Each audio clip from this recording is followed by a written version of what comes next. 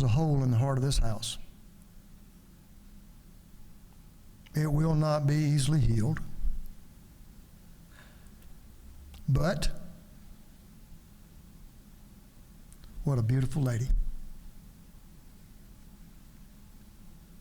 She's right there where we all want to be. Right there at the right hand of the Lord. We're going to miss her.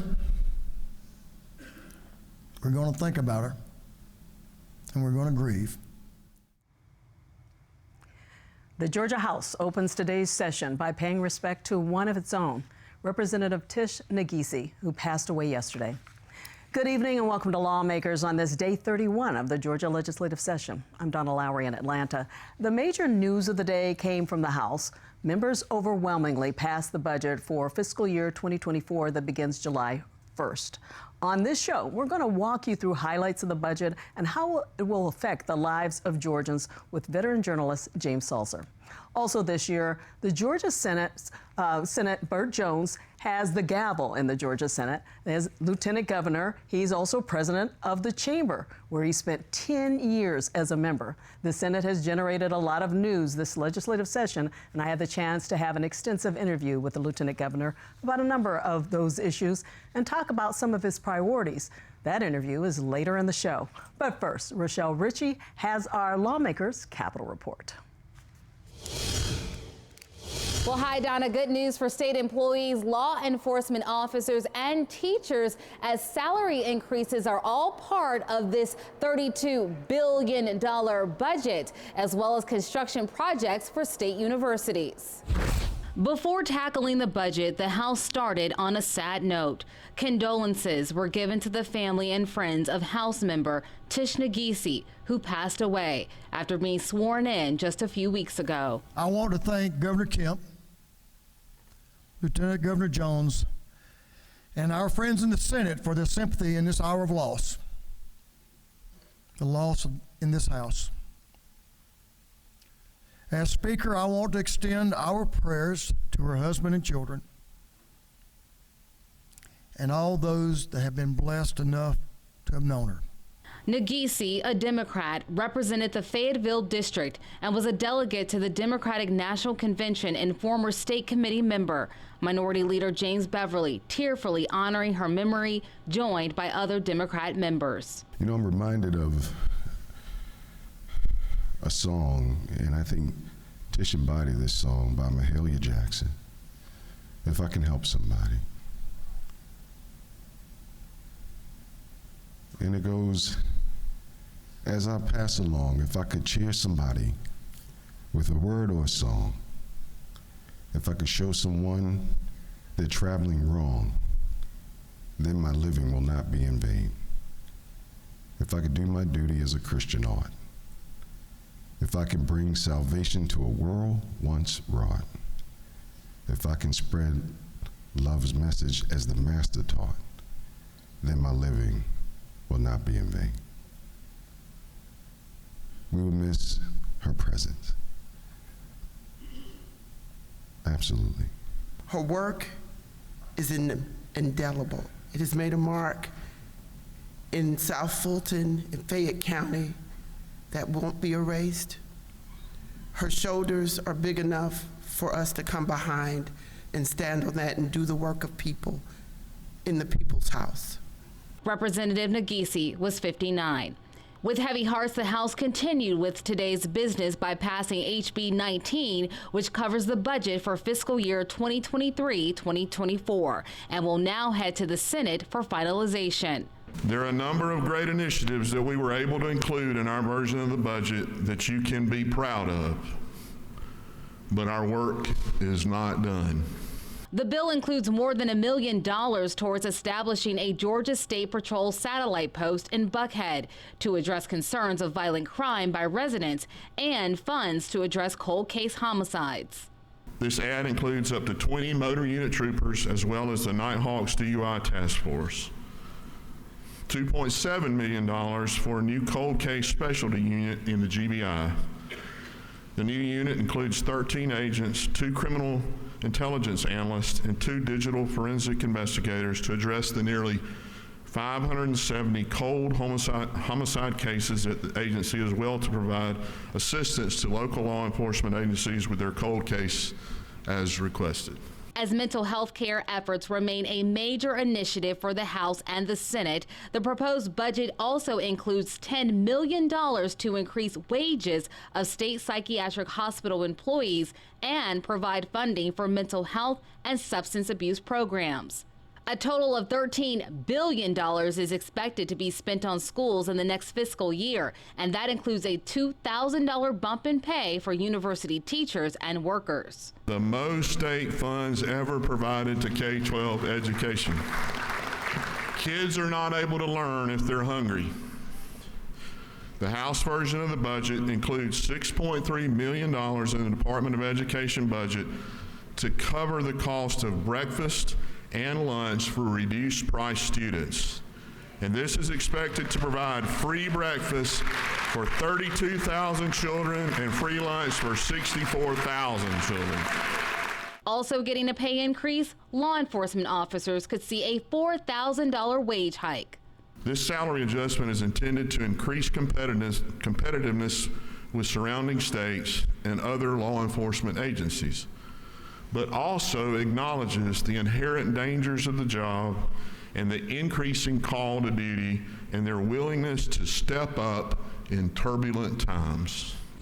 And finally, Secretary of State Brad Raffensperger held a press conference today announcing a new voter registration system for the state, nicknamed Jarvis, for the Georgia Registered Voter Information System. In January last year, I stood right here and I announced we were launching this new voter registration system. And now, in only 15 months, we have executed the largest, fastest roll-up of a top-down statewide voter registration system. That's the largest and fastest in American history. While officials say the new system won't change the voting experience for most Georgians, it will be able to keep better track of voters moving in and out of the state and update voting rolls faster and more accurately. And I would be remiss if I did not mention that today was Scouts Day at the Capitol. That is my Capitol report. Donna, back to you. Thanks, Rochelle. Everything that makes Georgia function, from the schools to the roads to public safety and so much more, hinges on the budget the Georgia General Assembly is mandated by the state constitution to pass each year. We've seen lots of lean budget years with lots of angst over where to make cuts, but this year, like in 2022, there's a state surplus and lots of people scrambling, state agencies, lawmakers to help get their priorities funded. Joining me is one of the few people who likely knows the ins and outs of the state's budget better than just about anyone, the Atlanta Journal-Constitution's James Sulzer. And Sulzer has covered the state government and politics in Georgia since 1990. I'm really dating you here. Welcome to Lawmakers. Thanks for being here. Our annual one-hour budget show with the chairman of the Appropriations Committees. That's on Monday, and I met with them yesterday to prep for the show. And I mentioned that you were joining me today, and they asked if you were going to be on the show with them, and I just think that's quite a compliment. Have you always been a numbers guy? Yeah, pretty much. That was, when I was in high school, math was the one thing I could do well, not necessarily writing.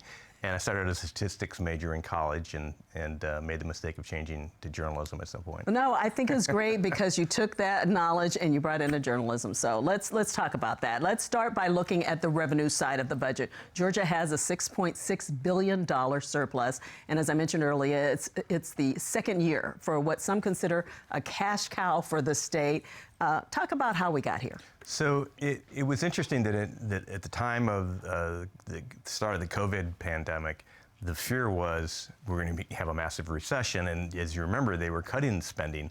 But right before the COVID hit, they passed a law that made it so that more internet sales were taxed. I forgot the exact title of the bill, but it was a little bit convoluted, for the average person to understand. But it essentially was, if you bought stuff online, you were going to get taxed for it. It just so happened that, of course, when the pandemic hit, everyone was buying online, including myself. So that made a huge difference. That did better than they dreamed that it was going to do in terms of bringing in revenue. Then also federal funding started up. So that first year and a half after pandemic hit, federal funding really boosted the amount of money that was taken in, and they took, I think, a $3.8 billion surplus that year.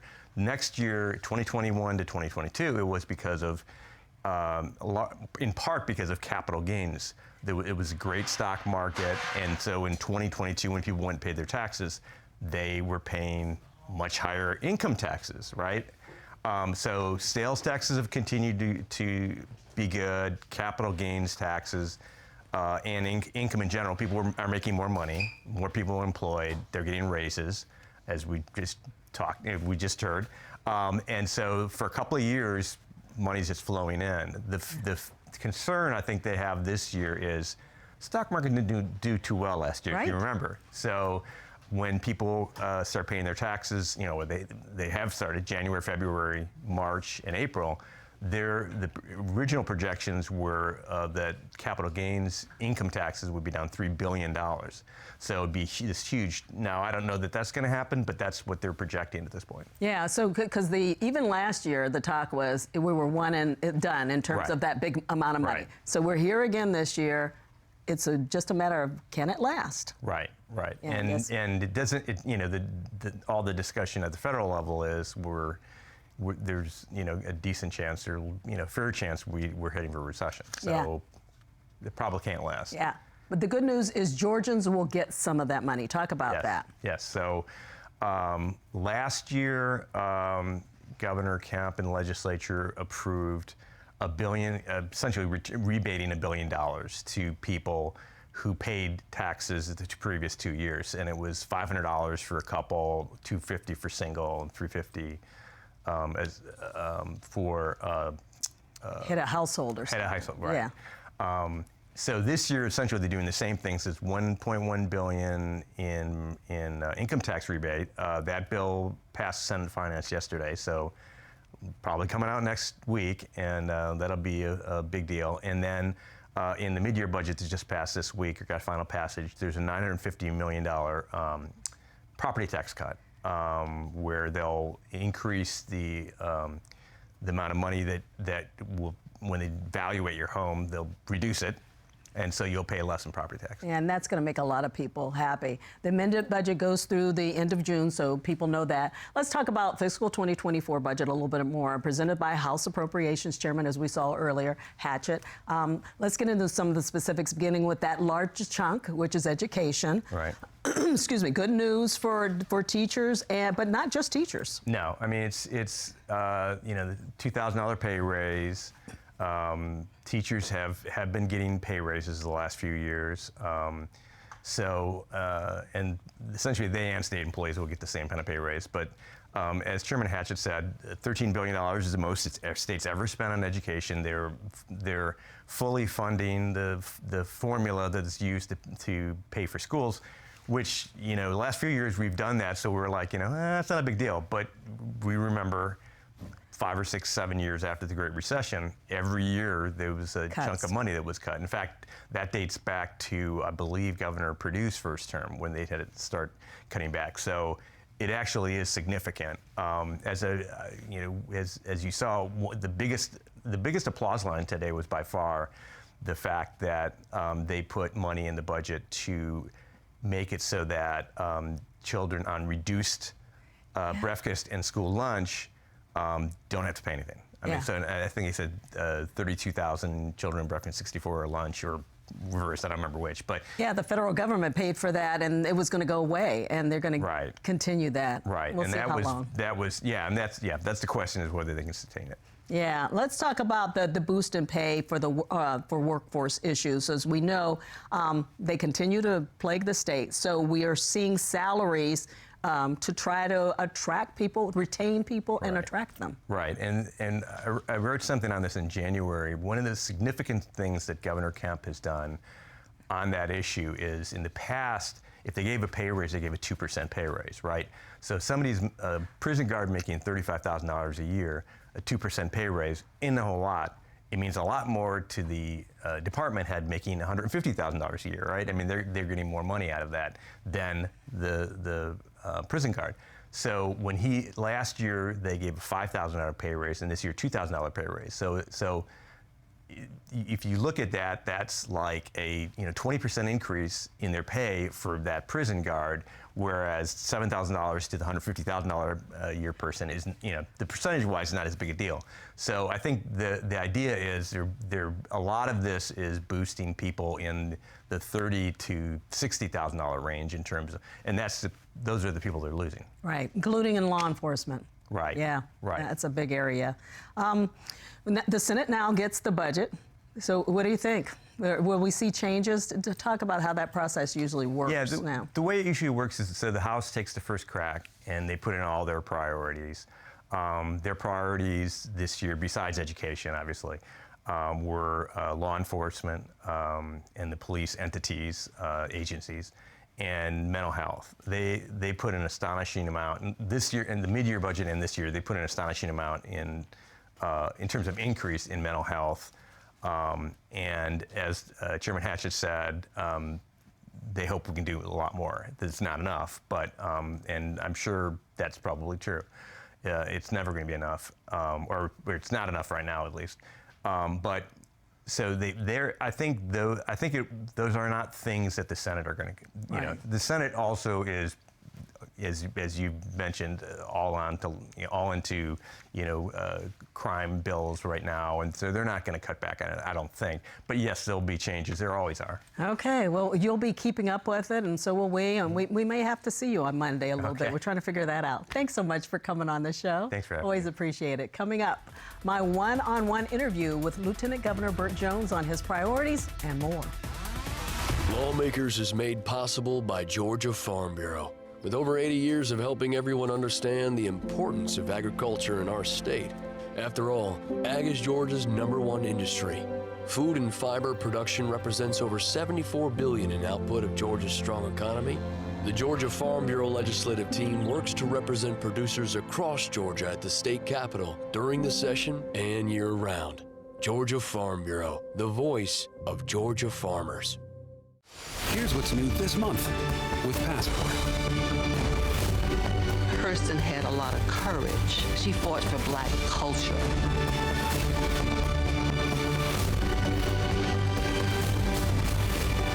They could have killed you. You're exactly what we need right now. Oh my God. What is this? She was poisoned. These and all your favorite shows are available with Passport. Support your PBS station and stream more with Passport on the PBS app. We care about things that affect the lives of every American. We are there at the front line to get to the heart of what really matters in every issue. This country has not seen this in 80 years. This extraordinary moment in American history. You're making such a huge impact. Trust is at the heart of what we do.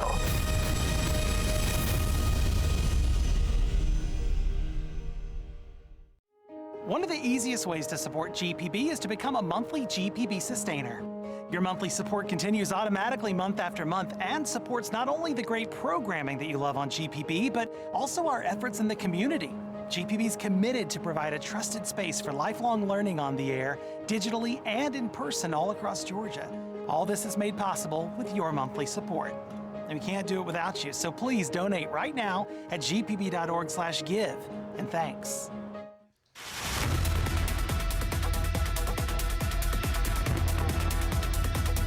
Welcome back to Lawmakers. I'm Donna Lowry. It's a time of transition in the General Assembly, especially for the leaders of each chamber. Earlier today, I talked to Lieutenant Governor Burt Jones about how he and his family are adjusting to his new role and his legislative priorities for this session.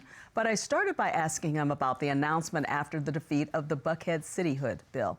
He joined the governor and the Speaker of the House in supporting plans for a $1.2 million satellite post in Buckhead for the Georgia State Patrol. We've got to address the crime issue. we've got to bring all the people to the table on this, and I was very much behind us opening or putting the necessary funds in to create or open a state patrol precinct that will help patrol and have people help be a spot that our troopers can headquarter out of, and also help police the area up there, because you know, that's it's important. It's important to the citizens that live in the area of Buckhead. It's also important to the city as a whole in Atlanta and the state, you know. And so I was very much in support of what the speaker and governor and all were you know, putting forward, because like I said, we've been working great together right now, and we've really been working well together on public safety type issues, and so we want to continue that, and you're probably going to see more things that we do to try to help out the citizens for the entire city of Atlanta. Do you think this satellite office will help satisfy some of the concerns about crime in that area? Well, I mean, it's a step towards we're going to try to satisfy, you know, those issues by getting the violent offenders off the streets, and try to address the issues that people are concerned with, but you know, it's just one step towards I'm sure many we're going to take in the future here. Yeah, so let's stick with public safety a little bit. The Senate has focused on what I'd call some tough on crime issues, including mandatory minimums for anyone convicted of gang-related crime. Tell us your thoughts on those bills. Well, I think they were necessary. It was a priority of mine. I think it's a priority of the Senate as well. Senator Randy Robertson has done a good job in bringing a former law enforcement man himself, and he has done a good job of bringing some of those issues to light. You know, you cannot have people who continue to commit crimes all being just processed and put back on the street, and because, you know, they end up in the, you know, usually committing another crime. So that's the reason why we're trying to address get rid of the signature bail issue, which obviously is almost like an IOU note. You know, they all they do is sign their name to a piece of paper, and they're asked to show back up at court with no skin in the game whatsoever. And it's been proven that most are ignoring that. So we want to give them a reason to not show up to a court date, and but also we're going to have some mandatory minimums on people who are repeat violent gang-related criminals, you know. There are some, though, that believe that this kind of erodes on what the former governor, Nathan Deal, did when it came to criminal justice reform. Look, I was here in the Senate when we passed those initiatives. I voted for those initiatives, and it's no different than what you know. Sometimes you look back on things, and there was a lot of good that we did in those criminal justice reforms, but there are some that I think that need to be reassessed, and that's what we're doing right now. But I was fully in support of those initiatives back then, and because I think they were well intended, but we've had plenty of time to look at you know, how some of them we might have gone you know, a couple of steps too far, and we're just trying to reassess them now. I want to talk about some of your priorities, and one is bringing back this constituent services program. Talk about that. Well, I mean, I've always, when I came into this role, I told the people that I would hire, I said, look, we want to have a Chick-fil-A mentality to approach to our customer, to our public relations. I mean, we want to have a customer service feel to our office, and that's and obviously the people we serve is our constituency. And I tell folks, it doesn't matter who calls you, what doesn't matter party affiliation, where they live in the state, or whatever it is. You know, if they have an issue, we want to try to address it, if we can. And so I, made sure that we have what we call field representatives that cover. Then we have 3 right now, and they're going to cover different portions of the state, and we want them to be visible, at functions, and we want them to be visible. And one of their first task is, I want you to call every sheriff, every police chief, every county chairman, around the state, to let them know that we're here to provide a service for them in the Lieutenant Governor's office. And that same thing here at the Capitol. I really stress that we want to treat everybody like we all want to be treated, and so it doesn't matter when they come to our office. They know they're going to be met with somebody who's wanting to help, and because really that's what we're all here for, is public service. So it doesn't have to be a state issue necessarily. No, it doesn't have. If it's not a state issue, if it's a federal issue, we'll probably put them with the appropriate congressional offices, or either one of the United States Senate offices. And there are links on the website. You can go to that website, the Lieutenant Governor Burt Jones website, and there's a full description on who you can contact, and who your state senator is, and who your House rep is, and contact information if they're having trouble not being able to get some of their local representation. They can get our folks to help them out with it. Any other initiatives this session? I know you're just getting your feet wet in a sense. Well, so there is one initiative that I've been really proud of. It hadn't gotten a lot of press, but we started a children's and family committee that was purely focused on foster care system, on adoptions, how we go trying to alleviate some of the red tape, about when it comes to adopting children, and really focus on our DFACs and trying to improve DFACs, because to me, when you hear about children in the foster care system that are having to stay in hotels at night, and for weeks at a time, when you hear about kids being moved from one foster family to another, and also the workload that a lot of those social workers that are working at our DFACs are having, I knew it needed some attention, because there are a lot of good people over there that work trying to accommodate a lot of these needs that we have out there with foster children, really, and it's not that it's not a lack of trying, it was resources and being able to give them the tools to fulfill a lot of those obligations, and we've had a lot of success with that committee and working with Candace Broats, who's the head of that department there, and her team, and finding out what exactly, I always say you can't fix something if you don't know what the problem is, and so is the best way to find out what the issues are is talk to the people who are right there where the rubber meets the road, and so that's what we've had a lot of success, and Senator Kay Kirkpatrick is chairing that. Dr. Kay Kirkpatrick is chairing that committee, and she has been phenomenal, and that whole committee has done a really good job of bringing these issues to light, and then also coming up with a plan